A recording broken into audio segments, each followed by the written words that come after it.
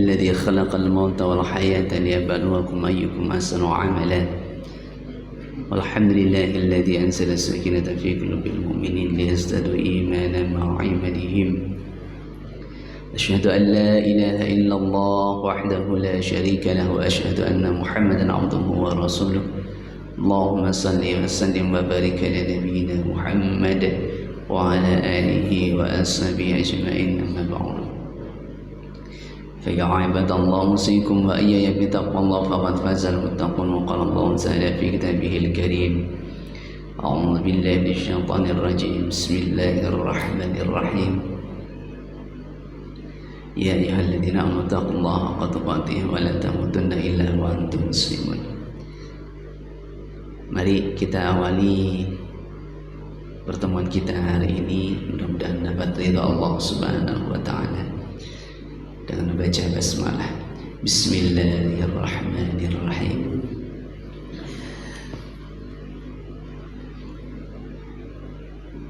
Banyak orang itu ada sebagian enggan belajar ilmu tasawuf karena tidak bisa disalahkan juga, karena memang banyak prahara tasawuf yang akhirnya berujung kepada kesyirikan. Kembali lagi, ya memang itu salah satu resiko ketika sesuatu itu tidak dipelajari dengan benar. Sama dengan misalkan ilmu filsafat, ketika tidak dipelajari dengan benar, dengan qoridoh dan iman yang benar, maka juga akan terjadi prahara yang sama. Belajar ilmu fikih pun, ilmu syariat pun sama saja. Ketika tidak dipelajari dengan koridor iman dan takwa yang benar kepada Allah Subhanahu wa taala, apa prahara yang terjadi? Akan terjerumus kepada seorang pribadi yang sombong dan mudah menyalahkan orang lain. Apapun ilmunya, belajar Al-Quran juga sama, menghafal Al-Quran juga sama. Apapun pembelajarannya, ketika itu tidak didasari dengan iman dan takwa kepada Allah Subhanahu wa taala, tetap akan memiliki dampak atau resiko tersesat dari jalannya Allah Subhanahu wa taala. Karena apapun, setan itu tidak akan dan iblis tidak akan ridho kita itu mendapatkan rahmat Allah Subhanahu wa taala. Kita tidak akan diridhoi atau ridho sampai apapun oleh iblis dan setan. Kita mendapatkan ampunan dari Allah Subhanahu wa taala. Nah, sebenarnya kitab tasawuf itu diajarkan itu setelah syariat. Artinya setelah syariat itu benar, maka diajarkanlah itu. Jadi ketika syariatnya masih belum benar, ya tentu biasanya para kiai itu tidak mengajarkan atau belum mengajarkan. Tapi kembali lagi tergantung kepada siapa yang mengajarkan. Ketika kita tahu audien kita masih anak-anak SD, maka pembahasan itu diperkecil atau dikhususkan pada yang fasenya dia. Jadi fasenya dia. Karena kenapa?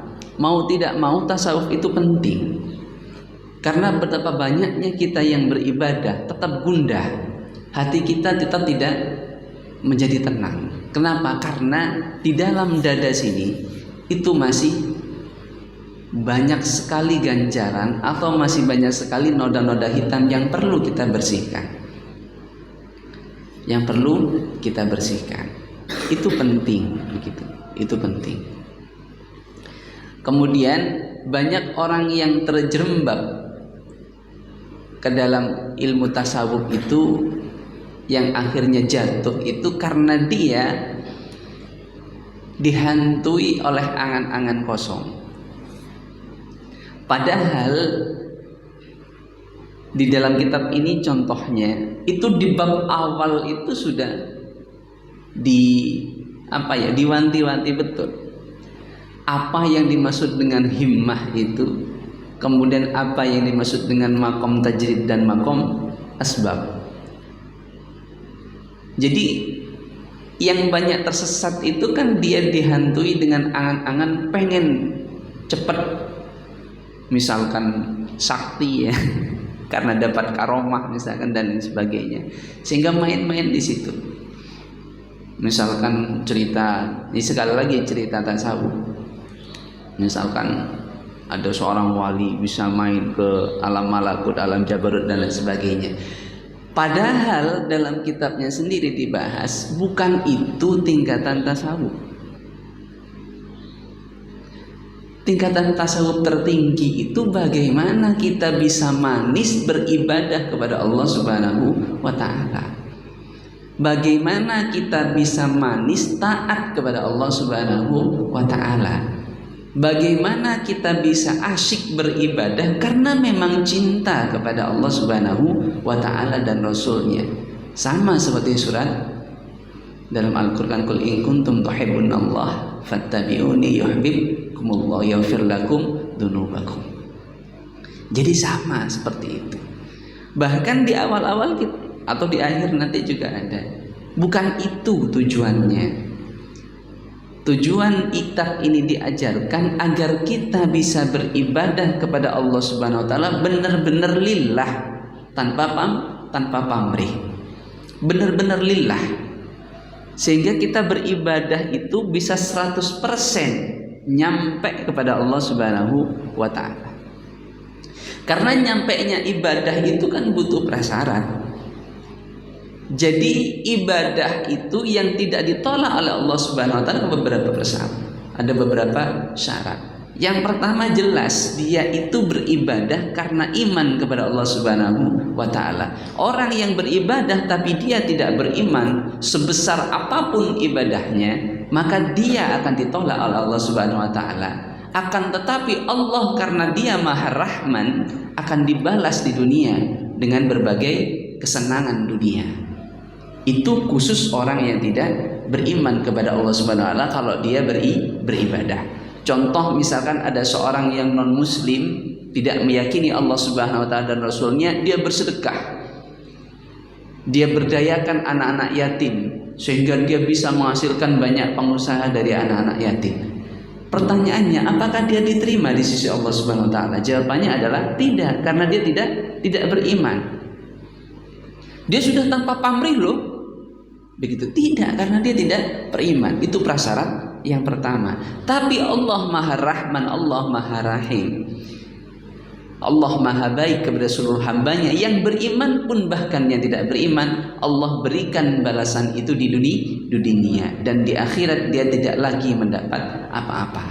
Sehingga ketika di akhirat dia minta ganti atau minta balasan atau minta jaza dari perbuatan baiknya di dunia, maka Allah akan menjawabnya sama seperti di Al-Quran.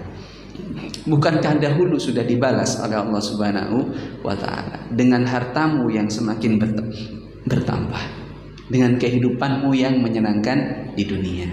Itu syarat pertama.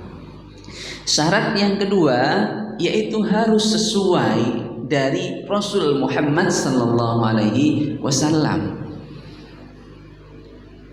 Karena laisa lahu min amrin, kata Rasulullah sallallahu alaihi wasallam, fahuwa raddun. Kalau itu tidak ada perintah itu ada dua. Yang pertama ada qaul tapi tidak ada contoh. Yang kedua ada qaul, ada contoh. Apa yang diutamakan? Yang diutamakan yang pertama yaitu ada qaul, ada contoh. Kemudian kalau tidak ada qaul aja, contohnya belakangan, karena biasanya sifatnya general, sifatnya umum. Ya. Contoh, fadhkurullah dzikran katsiran. Zikirlah kepada Allah dengan zikir yang banyak. Wasabbihuhu bukratan wa asila, di pagi hari maupun petang hari. Atau di ayat lain, Ya, baik dalam keadaan berbaring, dalam keadaan duduk maupun dalam keadaan berdiri. Seperti apa? Kan tidak ada. Contohnya kan Rasul hanya zikirnya kan di dalam hati saja. Atau mungkin di malam-malam, tengah malam, kalau adik-adik ini habis sholat tahajud pengen zikir kepada Allah, ya silahkan sebanyak-banyaknya. Mau 1000, mau 2000, mau 3000, kan tidak ada aturan itu. Tapi ada qaul. Gitu. Yang salah kan saya dikir 1000 pengen besok bisa terbang, saya dikir 3000 agar besok bisa ini bisa itu kan salah. Jadi tidak diperkenankan sebenarnya yang seperti itu. Baca ini biar bisa ini, walaupun memang ada hadis-hadis tentang amalan-amalan tertentu yang memiliki fadilah atau keutamaan. Nah, nanti akan kita bahas di sini di bab ini tentang hal yang seperti itu. Jadi kita bahas. Nah, setelah syariatnya benar, imannya benar, syariatnya benar, hatinya harus benar. Karena imannya benar, syariatnya benar, tapi di hatinya masih ada riya, di hatinya masih ada sombong, di hatinya masih ada hasud terhadap orang lain, tetap saja fahuwa raddun, ditolak oleh Allah Subhanahu wa ta'ala. Nah, tasawuf itu kedudukannya adalah setelah imannya benar, atau kadang-kadang juga mempertebal iman, syariatnya benar, baru yang ketiga ini tatarannya, yaitu di dalam hatinya itu benar ikhlas karena Allah Subhanahu wa ta'ala. Karena sesungguhnya tujuannya adalah tazkiyatun nafsi, membersihkan hati kita masing-masing, sehingga kita betul-betul merasakan manisnya dan nikmatnya beribadah kepada Allah Subhanahu wa ta'ala.